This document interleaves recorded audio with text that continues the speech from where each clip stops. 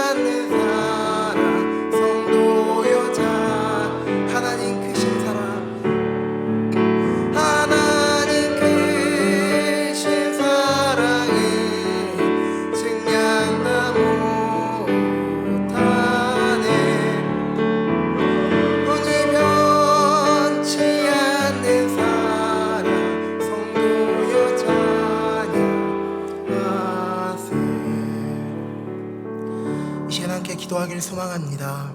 이 시간 함께 기도하실 때 코로나로 인해 모두가 힘든 상황 가운데서도 우리와 동행하시고 인도하신 그 하나님의 사랑을 의지하며 시간 다 같이 예배를 위해서 기도하며 나아가도록 하겠습니다. 다 같이 기도하겠습니다. 하나님 아버지 감사합니다. 오늘 전 세계적으로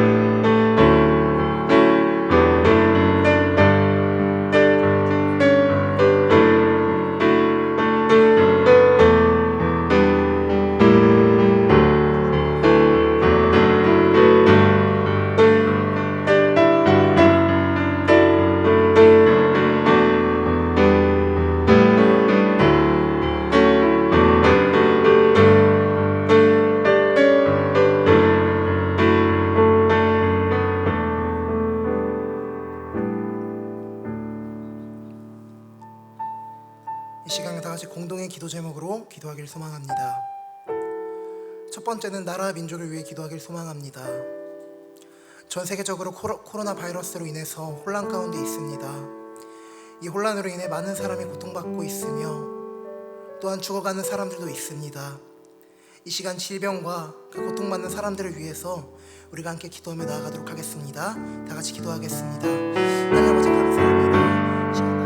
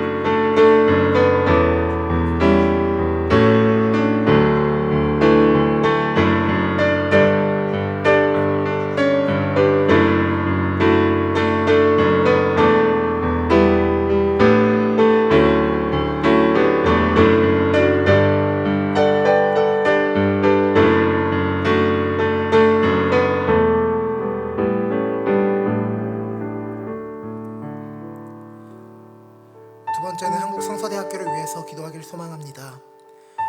먼저는 총장님과 영유아 보육학과의 조혜경 권사님, 그리고 신앙훈련과 이광산 목사님을 위해서 기도 부탁드립니다. 두 번째는 성서대학교는 복음전도자를 양성하는 학교입니다. 이제 4학년들이 다 졸업을 하고 사회로 나아가는데 그 가운데서 졸업자들이 복음전도자로 살아갈 수 있도록 주님께서 인도해 주시옵소서. 마지막으로 특별히 개강이 연기된 가정 가운데 있습니다. 개강이 연기되어서 많은 학생들이 걱정하고 염려함으로 있는데 그 학생들이 기도함으로 주님께 나올 수 있도록, 기도함으로 그 연기된 그 시간을 준비할 수 있도록 저희가 이 질병에 대해서 기도로 나아가는 그런 성서대학교가 될 수 있도록 시간 다 같이 기도하며 나아가도록 하겠습니다. 기도하겠습니다. 하나님 아버지 감사합니다. 주님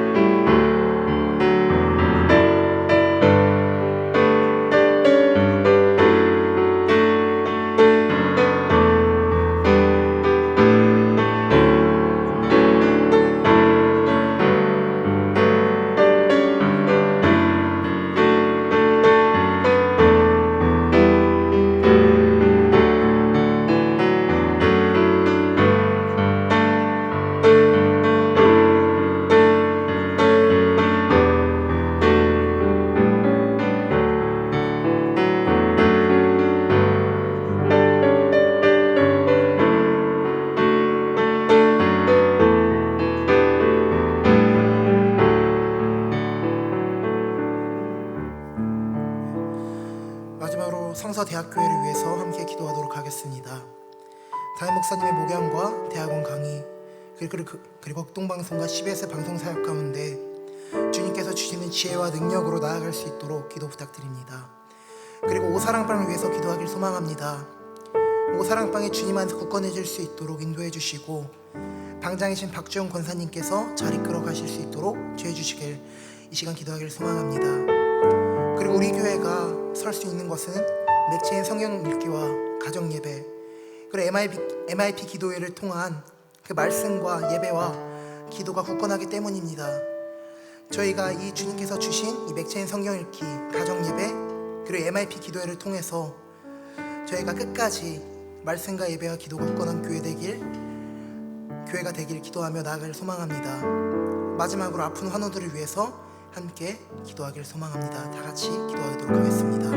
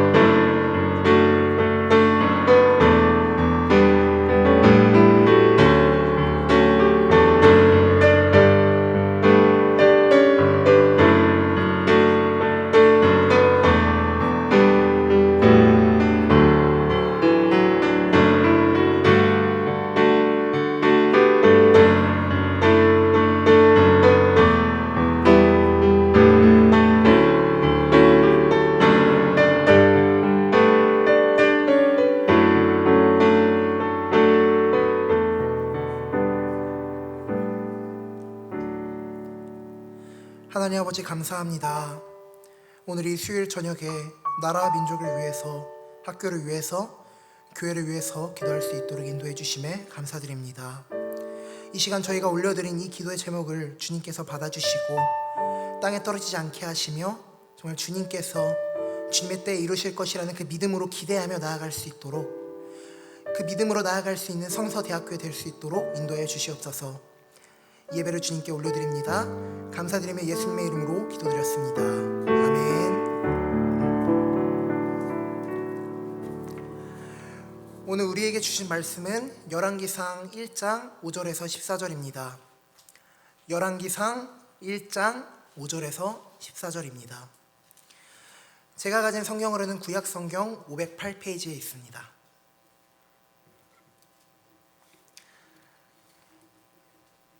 다 찾으신 줄 알고 합독하도록 하겠습니다. 아도니아가 왕이 되고자 하다.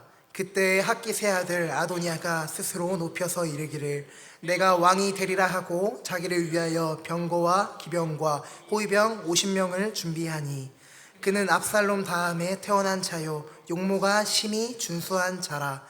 그의 아버지가 내가 어찌하여 그리 하겠느냐고 하는 말로 한 번도 그를 섭섭하게 한 일이 없었더라.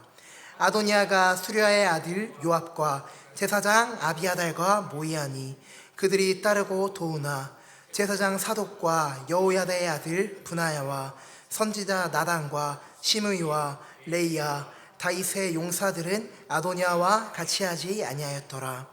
아도니아가 에르노겔 근방 소엘렛 바위 곁에서 양과 소와 살찐 송아지를 잡고 왕자 곧 자기의 모든 동생과 왕의 신하된 유다 모든 사람을 다 청하였으나 선지자 나단과 분하야와 용사들과 자기 동생 솔로몬은 청하지 아니하였더라. 솔로몬이 왕이 되다. 나단이 솔로몬의 어머니 밧세바에게 말하며 이르되 학깃의 아들 아도니아가 왕이 되었음을 듣지 못하였나이까. 우리 주 다윗은 알지 못하였나이다. 이제 내가 당신의 생명과 당신의 아들 솔로몬의 생명을 구할 계책을 말하도록 허락하소서. 당신은 다윗 왕 앞에 들어가서 아뢰기를 내 주 왕이여 전에 왕이 여종에게 맹세하여 이르시기를 내 아들 솔로몬이 반드시 나를 이어 왕이 되어 내 왕에 앉으리라 하지 아니하셨나이까. 그런데 아도니아가 무슨 이유로 왕이 되었나이까 하소서. 당신이 거기서 왕과 말씀하실 때에 나도 뒤이어 들어가서 당신의 말씀을 확증하리이다. 아멘. 이 시간 왕이 되고 싶은 사람이라는 제목으로 담임 목사님께서 말씀 전해주시겠습니다. 기도하고 시작하겠습니다. 하나님 감사합니다. 예배 가운데 영광을 받으시고 또 교회가 예배가 끊어지지 않도록 인도하시고 또 하나님 오늘도 영광을 받으시고 하나님의 말씀이 우리 가운데 선포되는 은혜가 있게 해 주옵소서. 예수님의 이름으로 기도합니다. 아멘. 어느 성경이고 1장이 중요해요. 성경을 연구할 때 1장을 소홀히 하지 말고 특별히 1절을 소홀히 하지 마세요. 어떤 성경에도 비슷한 것 같아요. 그래서 1장에 아주 중요한 힌트들이 숨겨 있어요. 열왕기서는 어떤 책일까 이제 궁금하죠. 그래서 여러분 이제 성경 강해에 들어가면 제일 먼저 성경을 한번 쫙 읽어보시고요. 그다음에 강해가 시작되는 동안에도 성경을 계속 읽으세요. 통독을 크게 하시면서 그 안에 하나님 주시는 음성들이 있거든요. 그래서 부딪히는 부분들이 있어요. 이제 그거를 가지고 이제 강해를 들어가는 게 좋죠. 제가 미국에 살면서 내가 미국 역사에 대해서 너무 모른다 그런 생각이 들었어요. 그래서 제 안에서 미국 역사에 대해서 네가 그래도 좀 배워야 되지 않겠냐는 안에 내부의 소리가 있어서 제가 책을 좀 샀어요. Unfinished Nation이라는 책인데 콜롬비아 대학의 교수인 엘렌 브링클리라는 사람이 쓴 책인데요. 제가 그 책을 읽으면서 그 사람이 그 책 서문에다가 한 얘기가 인상적이었어요. 이 사람이 뭐라고 얘기했냐면 이렇게 얘기했어요. 미국을 존경하든지 미국에 대해서 분노를 느끼든지 상관없이 세계 현재와 미래에 있어서 결정적 역할을 할 것으로 보이는 나라와 그 나라의 사람들의 행위를 이해하려면 그 나라의 과거에 대한 지식이 가장 중요한 열쇠가 된다. 미국이 욕을 많이 먹잖아요. 그러니까 미국에 대해서 존경을 갖든지 아니면 분노를 갖든지 현재와 미래에 있어서 미국의 역할이 결정적인데, 그런 나라를 이해하기 위해서는 그 나라의 백성들의, 그 나라 국민들의 삶이 어떠했느냐 하고 그 과거에 대한 지식이 중요한 열쇠가 된다. 그렇게 얘기하면서 자기 책을 써내려가요. 여러분, 우리가 현재의 한 사람을 이해하고 한 나라를 이해하려면 과거를 살펴봐야 돼요. 과거를 봐야 그 사람을 알아서. 결혼할 때 왜 집안을 중요하게 여기죠? 그 사람의 과거가 어떤가 어디서 알아요? 집안에서 알거든요. 그래서 과거를 아는 것이 미래와 현재를 이해하는 데 굉장히 중요합니다. 그래서 과거를 모르면 미래를 말할 수 없어요. 그래서 어느 시대고 역사는 어느 시대 어떤 사람에게나 필요하고 중요한 거예요. 그래서 열왕기서가 역사서는 아니지만 이스라엘의 역사를 통해서 하나님이 일하셔요. 하나님은 역사를 갖고 일하셔요. 그래서 이스라엘의 역사가 이게 열왕기서에 달하면 우리가 이걸 공부할 이유가 없는 거죠. 근데 하나님은 역사 속에서 일하시거든요. 그래서 하나님이 아들이 역사 속에 오셨잖아요. 그래서 이스라엘의 역사 속에서 역사하시는 하나님의 구원사를 볼 수 있다는 점에서 일반 서적과 일반 역사책과 다른 거죠. 그래서 유다와 이스라엘 왕들의 이야기가 적혀 있는 역사서의 시작은 정말 너무 다른 것으로 시작해요. 그게 뭐냐면 다윗 왕의 말년에서 시작해요. 그러니까 1장 1절에서 4절에 보면 다윗이 이불을 덮었는데 따뜻하지 않더라. 정말 이게 인생의 문제거든요. 그러니까 역사를 시작하면서 유다와 이스라엘 왕들의 역사가 적힌 열왕기서의 시작을 저자가 다윗의 말년에서부터 시작해요. 그래서 1장 1절을 읽어보면서 야, 이거 왕도 별게 아니구나, 이제 그런 걸 느끼게 되죠. 우리가 가끔 살면서 잘된 사람, 유명한 사람들 보고 부러워하잖아요. 저 사람은 어떤가. 뒤에 들어가면 다 똑같아요. 나이 먹으면 어때요? 다 똑같아요. 그래서 70대면 어떻게 해요? 미인 아니나 다 똑같아요. 그래서 70대면 인간의 보편화가 일어난다고 그러잖아요. 그래서 70, 80대 노인들이 자랑하는 게 뭐냐면 계단을 엘리베이터 안 타고 걸어 올라갈 수 있는 거. 그래서 넌 지금 엘리베이터 타고 다니나? 나는 야, 계단 지금도 걸어 다닌다. 야.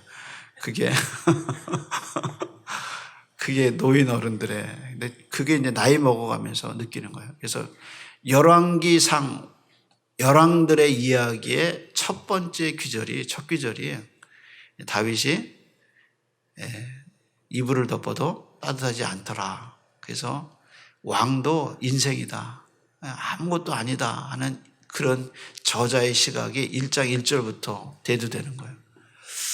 그래서 이제 오늘 본문의 이야기가 뭐냐, 이제 다윗 왕에서부터 시작되죠. 그래서 우리나라 역사에서 다윗과 견줄 수 있는 왕을 들라 그러면 저는 태조 이성계를 들어요. 이성계의 역사, 조선시대 역사에서 이성계하고 그다음에 다윗하고 몇 가지 동일한 점이 있는데 그 중에 하나가 나이가 비슷해요. 다윗은 70에 죽거든요. 이성계는 74에 죽어요. 그다음에 두 사람의 공통점이 뭐냐면 이 사람들이 다 전쟁에서 뼈가 굵어요. 이성계는 이제 1388년에 위화도 회군을 해서 고려를 무너뜨리는데 그 기록에 보면 이성계는 한 번도 전투에서 져보질 않았대요. 여러분, 우리가 어렸을 때 싸움 해봤지만 깨질 때도 있고 이길 때도 있고 그러잖아요. 내가 밑에 들어갈 때도 있고 내가 위로 올라갈 때도 있고. 그게 이제 애들 동네 사람이잖아요. 동네 싸움이잖아요. 근데 이성계는 전쟁에서 한 번도 안 졌대요. 대단한 거죠. 전쟁 기록에 이성계는 져본 적이 없대요. 그만큼 유능한 장군이었다는 거예요. 근데 다윗이 어때요? 다윗의 승전보를 보세요. 다윗이 져본 적이 없어요. 그래서 다윗의 승전거만 따로 모아가지고 쭉 승전이 나와 있잖아요. 대단한 거예요, 대단한 거. 그래서 다윗은 전쟁에서 컸고 이성계도 전쟁에서 커요. 또 다른 점이 뭐냐면 자식이 많다는 거예요, 자식이. 태조 이성계는 부인이 6명이고 왕비가 2명이고 후궁이 4명이에요. 그럼 모두 몇 명이죠? 잘 못 들었나 봐. 부인이 6명인데 왕비가 2이고 후궁이 4명이에요. 그러니까 왕비가 몇이에요? 하나가 아니고 2이에요, 2. 후궁이 4명이고 6명이에요, 6명. 근데 자녀가 몇 명이 낳냐면 13명이 낳는데 남자가 8이고 여자가 5명이에요. 딸이 5이고. 근데 다윗은 이거보다 훨씬 더 많아요. 다윗은 이름이 기록된 아들만 모두 몇 명이에요? 19명이에요. 그리고 이름이 기록된 아들만 19명이니까 이름이 기록되지 않은 딸들은 더 많은 거죠. 그게 이제 다윗의 이야기예요. 그런데 마지막 이제 이 사람들의 공통점이 뭐냐면 이제 이 얘기를 하기 위해서 태조 이성계하고 비교했는데 왕자들이 난을 일으켜요. 그래서 이성계도 1차, 2차 왕자난을 겪으면서 자식이 서로 죽이는 걸 자기 눈으로 봐요. 그래서 우리가 잘 아는 대로 5번째 왕 이방원이 태조가 되죠.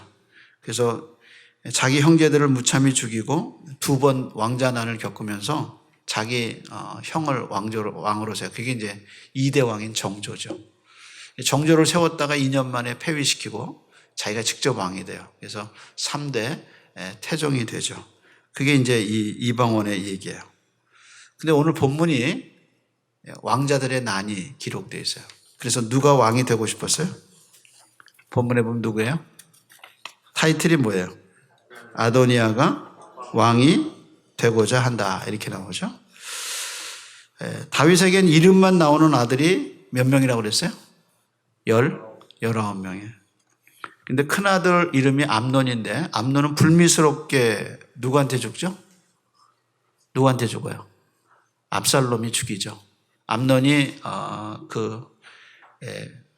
압살롬의 친여동생을 성적으로 폭행하죠. 그래서 그걸 벼르고 있다가 형을 죽여요. 그것이 이제 압살롬이죠. 그러면서 압살롬이 난을 일으켜서 반역하다가 전쟁에서 비참하게 죽어요. 그러면 이제 4번째 왕자는 누굴까요? 누구예요? 본문에 나오는 아도니아. 아도니아는 몇 번째예요? 4번째예요. 그럼 자연히 한번 보세요. 첫째가 누구예요? 암논. 셋째가 누구예요? 압살롬. 넷째가 누구예요? 아도니아. 그러면 자연히 드는 의문은 뭐예요? 둘째는 어디 갔냐 그거죠. 둘째. 저도 둘째라서 관심이 많아서 둘째를 좀 유심하게 좀 찾아봤어요. 근데 둘째 아들의 이름이 길르압인데 어머니가 누구냐면 나발의 아내 되었던 아비가일이에요. 아비가일 이야기가 사무엘서에 나오죠. 그 나발이 부자인데 다윗을 멸시하죠. 그래서 이새의 아들이 누구냐? 요즘은 주인의 품에서 도망간 종들이 많다. 다윗을 이제 멸시하는 거죠. 그래서 나발이 이제 하나님이 쳐서 죽였는데 그 나발의 부인이 아비가일인데 아비가일이 이제 다윗이 요청하죠. 아비가일을. 그래서 아비가일이 이제 다윗의 부인이 돼서 아이를 낳아요. 그 아이의 이름이 바로 길르압이에요. 근데 길르압이 어떤 사람인지 몰라요. 둘째 이름만 있지 길르압이 누군지 몰라. 그런데 학자들은 말하기를 일찍 죽었다 그렇게 얘기하죠. 어쨌든 추측이죠. 그래서 길르압의 이야기, 암논, 길르압, 그다음에 압살롬, 그다음에 이제 4번째가 누구냐면 이제 자기가 보니까 왕이 될 수 있는 지위가 된 거예요. 위치가. 그래서 그는 아도니아가 왕이 되겠다고 선포한 거죠. 그래서 그가 이제 규합하는 거예요. 그래서 규합해서 자신이 왕이 됐다고 선포하는 거예요. 그것이 기록된 것이 뭐냐면 5절부터 이제 11절까지 쭉 기록되어 있어요. 근데 성경 저자는 이 아도니아가 이제 이걸 쭉 아도니아가 왕이 되는 과정을 쭉 적어놓으면서 우리에게 주는 메시지가 뭐냐면 이 사람이 진짜 자격자냐 그거예요. 아도니아가 어떻게 왕이 됐는가 그 과정을 쭉 얘기하면서 이 글을 읽는 우리에게 이 사람이 왕이 될 자격이 있는 사람이냐라고 우리에게 덧붙여 주는 거예요. 그럼 그는 어떻게 왕이 됐는가? 5절부터 시작했는데 5절이 시작되는 단어가 아주 묘한 단어가 있어요. 5절을 어떻게 시작하죠? 그때 이렇게 시작하죠. 그때 핫깃의 아들 아도니아가 스스로 높아져 이르기를 내가 왕이 되리라 하고 자기를 위하여 병거와 기병과 호위병 50명을 준비하는데 이 그때가 언제냐 그거예요. 그 그때가 언제죠? 위에 있는 1절에서 4절. 그때. 그럼 1절에서 4절이 뭐가 있느냐? 그거죠. 다윗이 아버지 다윗이 늙어서 이불을 덮어도 추위를 타지 않는 시기예요. 그래서 1절에 이렇게 나죠. 다윗 왕이 나이 많아 늙으니 이불을 덮어도 따뜻하지 아니한지라. 그렇게 나오죠. 그 다윗이 누구예요? 아도니아의 아버지죠. 그러니까 아버지는 지금 죽어가고 있어요. 근데 아도니아는 왕이 되겠다고 나선 거죠. 그래서 이런 이불을 덮어도 뜨뜻함을 느끼지 못하는 그 식어가는 다윗을 위해서 신하들은 뭐 하고 있어요? 돌아다니면서 무슨 방책을 써요? 이 다윗을 다시 일으키고자 애를 쓰죠. 그래서 낸 게 뭐예요? 수넴 여자 아비삭을 데려오죠. 그래서 이 몸이 식어가는 다윗을 덮게 회복하기 위해서 이 아비삭을 시종으로 그러니까 들어서 다윗을 이렇게 보필하게 하죠. 그러니까 신하들은 그러고 있어요. 근데 아들은 어떻게 하고 있어요? 왕이 되겠다고 모략을 꾸미고 있어요. 그러면서 이제 신하의 이야기하고 아들의 두 이야기를 비교하면서 하는 거예요. 그러면서 뭐라고 그러냐면 그때에 아도니아가 이렇게 나오는 거예요. 그래서 그때 핫깃의 아들 아도니아가 스스로 높아져 이르기를 이렇게 나오는 거죠. 그런데 5절에 보면 이 사람이 또 왕이 돼서는 안 된다는 또 다른 뉘앙스를 주고 있는데 그게 무슨 말이냐면 내가라는 말이죠. 5절 한번 볼까요? 핫깃의 아들 아도니아가 스스로 높아져 이르기를 뭐라 그랬어요? 내가 왕이 되리라. 그 다음에 뭐예요? 자기를 위해서 이렇게 나오죠. 왕은 어떻게 되느냐? 사울은 어떻게 해서 왕이 됐어요? 하나님이 선택했어요. 다윗은 어떻게 왕이 됐어요? 하나님이 선택했어요. 그러면 아도니아가 자기 아버지 다윗이 하나님에 의해서 부름받았다는 것을 알죠. 그리고 아도니아는 누가 죽는 걸 봐요? 암논이 죽는 걸 봤고 압살롬이 죽는 걸 봤어요. 압살롬이 어떻게 해서 죽어요? 자기가 왕이라고 선포하고 아버지에게 대들은 거예요. 그러니까 압살롬의 난에서 왕이 스스로 되는 것이 얼마나 위험한 일인가를 자기 눈으로 봤을 거예요. 그런데 지금 뭐라고 얘기하면 내가 왕이 되리라 하고 선언한 거예요. 아도니아의 가슴에는 하나님의 섭리니 하나님의 부르심이니 그리고 하나님의 선택이니 이런 단어는 사치스러운 거예요. 아무 그런 데 관심이 없는 거예요. 아도니아가 되고 싶은 건 뭐냐? 왕이에요, 왕. 근데 자기가 보니까 혈통적으로도 자기가 넷째니까 왕이 될 수 있고 아버지는 저렇게 누워있고 또 지지자들이 많이 생겼어요. 그것이 이제 왕이 되는 자기의 힘이 근거가 된 거죠. 그래서 그는 철저하게 힘을 의지해요. 그러면서 아도니아가 자신에게 힘이 돼줄 사람을 모집해요. 그 사람이 누군가 한번 보세요. 그 다음에 7절 한번 보세요. 그는 압살롬 다음에 태어난 자요 용모가 심히 준수한 자라 그의 아버지가 네가 어찌하여 그리하였는가 하는 말로 한 번도 그를 섭섭하게 한 일이 없는지라. 그럼 이제 7절은 이렇게 나오죠. 아도니아가 수루의 아들 누구예요? 요압. 그 다음에 누구예요? 제사장 아비아들과 모이하니 그들이 따르고 어떻게 했어요? 도나. 여러분 여기서 생각해야 될 건 왜 두 사람인가? 정권을 잡으려면 군사력이 있어야 돼요. 그렇죠? 요압은 뭐 한 사람이에요? 요압은 누구예요? 군대 장관이에요. 그래서 요압은 군대의 아버지예요. 군대. 그래서 다윗이 요압의 군대를 이게 요압의 군대인지 다윗의 군대인지 모를 정도로 요압이 군대의 영향력이 대단한 사람이에요. 더군다나 왕은 지금 늙었잖아요.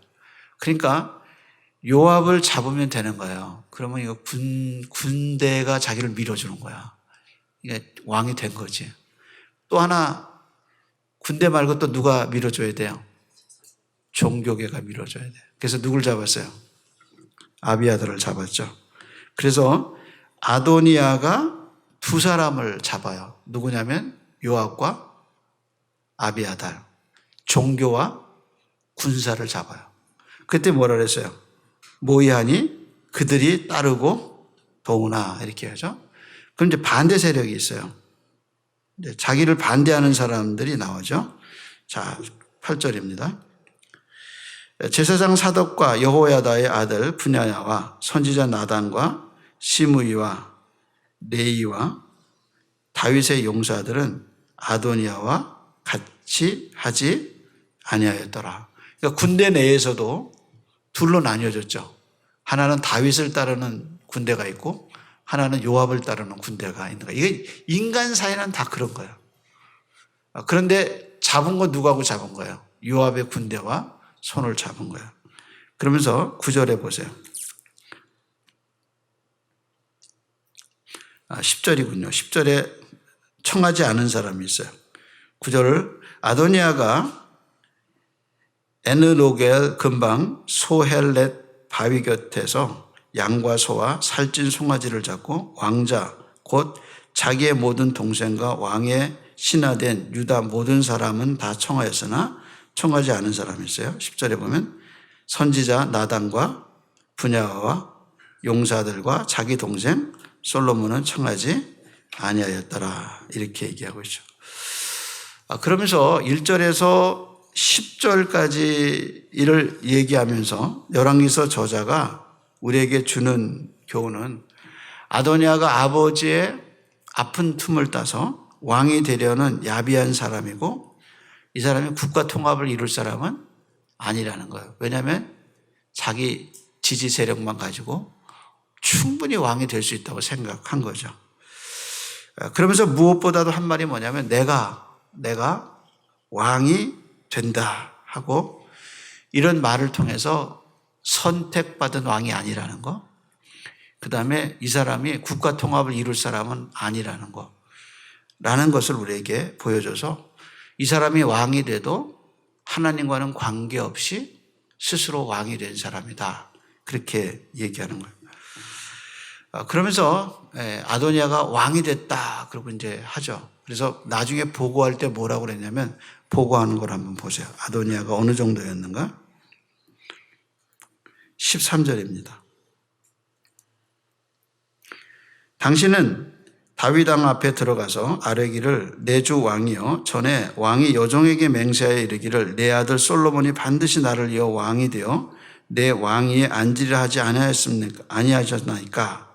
그런데 그다음 말이 뭐냐면 아도니아가 무슨 이유로 왕이 될 것이에요? 되었나요? 되었나이다.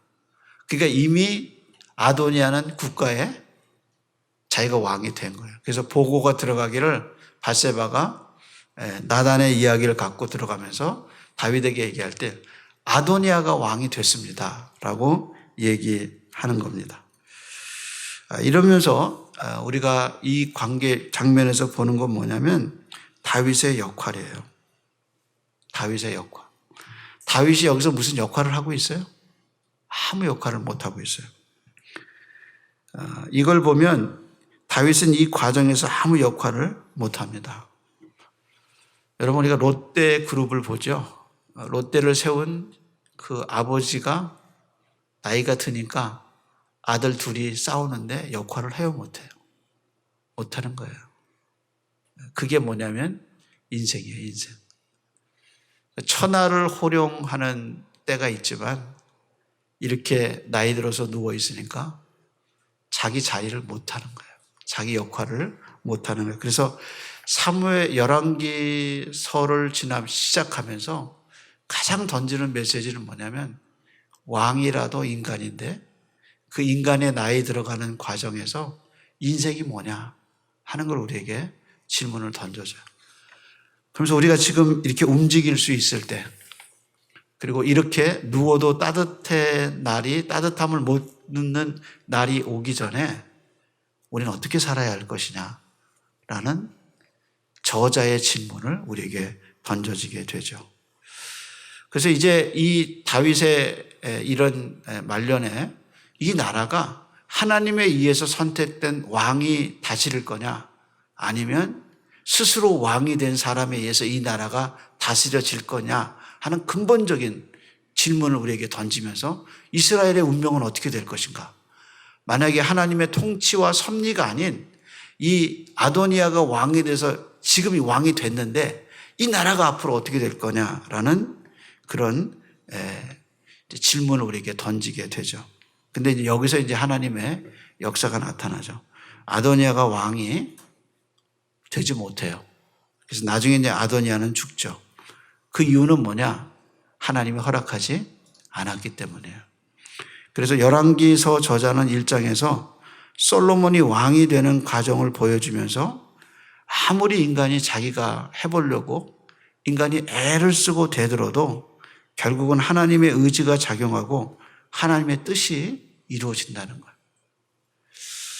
이게 역사고 하나님의 구원사예요. 그래서 아도니아 같이 세력을 그 앞에서 정말 자기가 왕이 된 것 같고 큰 역사의 한 줄기를 이룰 것 같지만, 그래서 하나님이 배후에 안 보여서 하나님에 대한 두려움이 없이 스스로 왕이 된 아도니아 같은 사람이 있지만 결국에는 하나님의 뜻대로 된다는 거예요.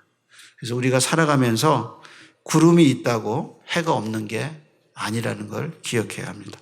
다만 구름에 가려서 안 보일 뿐이에요. 밤이 깊다고 겨울이 춥다고 봄이 오지 않는 게 아니에요.